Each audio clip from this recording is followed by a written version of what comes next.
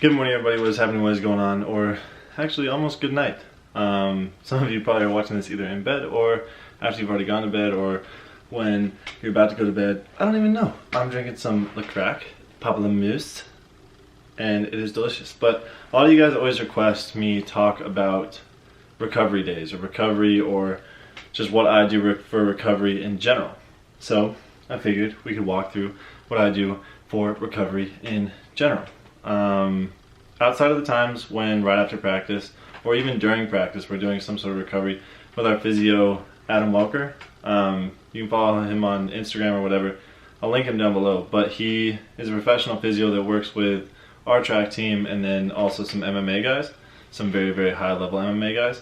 And it's really, really cool to see him because he studies the game. He actually sent me a thing today literally just about the decathlon and how it breaks down in different events.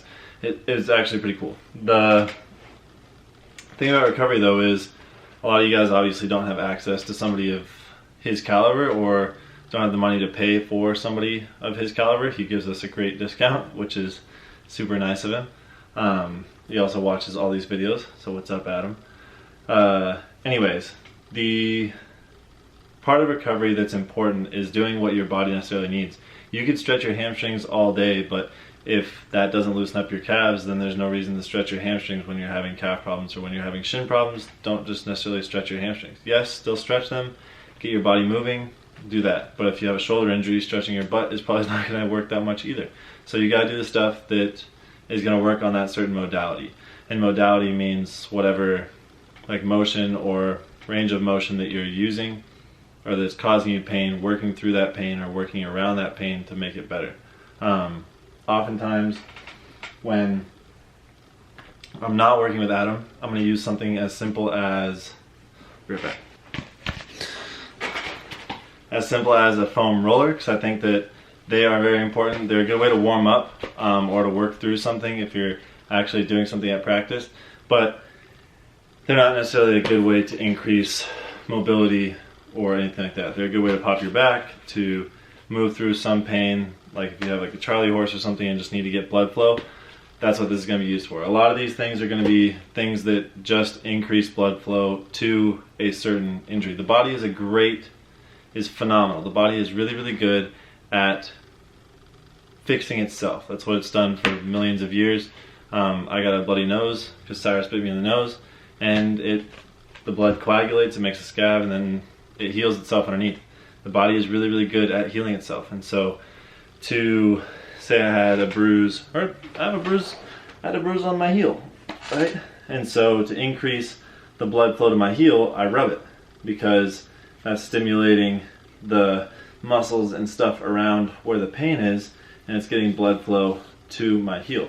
That being said, I also try and work my calf. And to work my calf, I'll use the foam roller at night and roll on it. That way I'm moving the blood through my calf.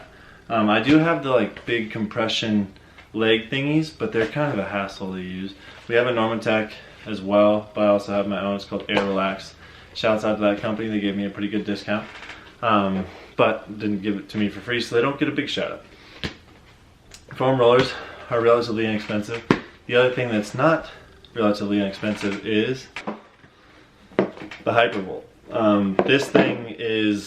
This thing works miracles, and I don't use it probably as much as I should use it, but it's basically a therapist in a box. It is actually phenomenal. Mine's charging right now because I used it a lot this last week for my heel. I used to massage my calf, so I actually hooked a hurdle the other day on Tuesday when we were hurdling in this clip.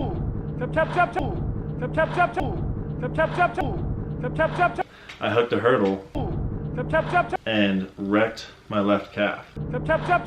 But today and tomorrow's video, which you'll see, which was dope. Tomorrow's video, unreal. Really, really, really, I think it's gonna be awesome. I haven't edited obviously, but I gotta do that tonight. Anyways, tomorrow's video, fuego, big fan of it.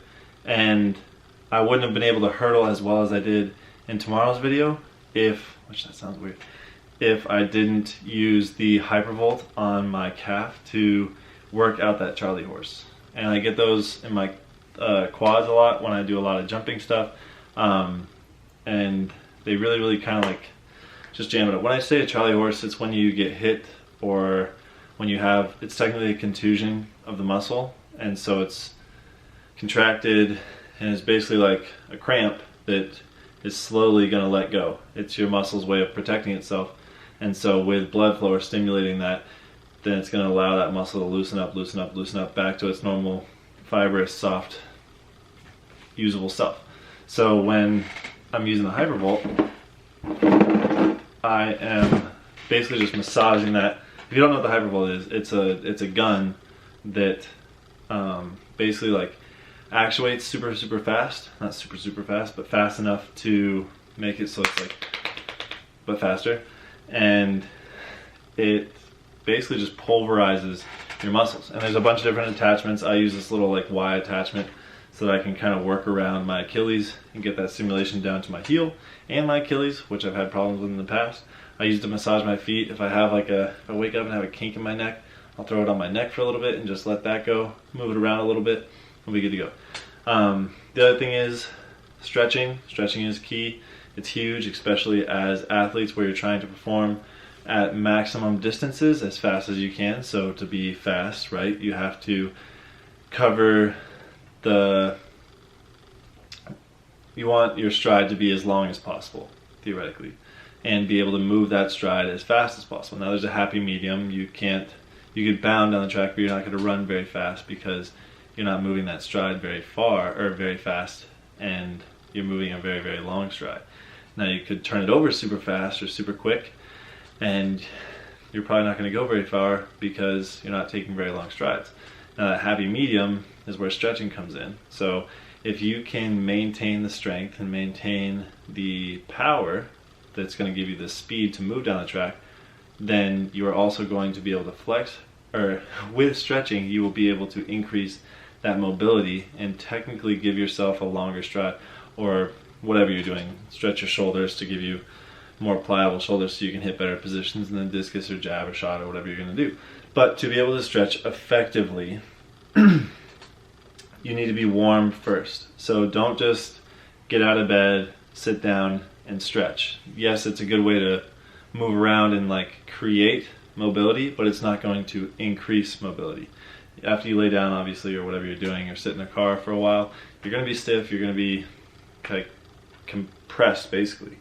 And when you wake up, or when you get out of the car and you try and move around, a little bit of stretching is always going to help.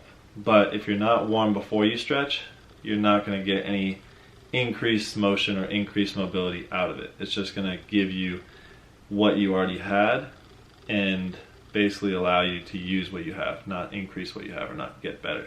So when you're stretching, make sure you warm up first. And yeah, I highly recommend this. I know there's cheaper options out there. I am not sponsored by these guys at all. I think USATF might have some sort of contract with them, but I literally went to Best Buy and bought that. I think that it is worth every penny because it has saved me in multiple instances when, one, I wasn't available to go do something with a personal like PT or with a physio or anything like that. This thing, it works. It's magic if you know how to use it correctly. So obviously do some research before you start using it. Foam rollers are great. Stretching is key. Make sure you warm up. And that's all I kind of have for recovery. That's what I do for recovery. I go for some runs every once in a while. We have a pool, so we get to swim a little bit and bounce around in there. And that's just like basically lower gravity exercise. So it's awesome. Bikes are awesome too. Love riding bikes. Skateboard is something that's fun, that's not the sport that you would usually do, is great for recovery. That way you limit the opportunity for you to burn out.